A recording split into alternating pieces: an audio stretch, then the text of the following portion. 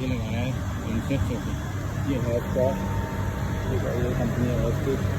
और ये देखो ये बिल्कुल चलेगा, ठीक है ना। ये मैं इसमें इंस्टॉल किया है। पहले ये थे डक्ट एसी और सेंट्रल एसी थे, वो चेंज किए हैं। अभी ये लगाया है, पहले ये लगाया था, अब ये लगाया है, एक और भी लगाया है, ठीक है। ये पूरा कनेक्शन हो गया, टोटल अभी क्लियर है। ये चल रहा है, ये इसकी बिल्कुल अच्छी रिटर्न है, ये बिल्कुल क्लियर है, ठीक है।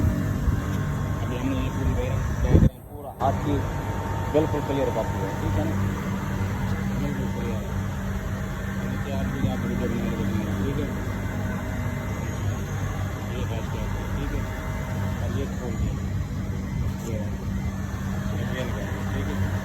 ये बिल्कुल क्लियर है, ठीक है।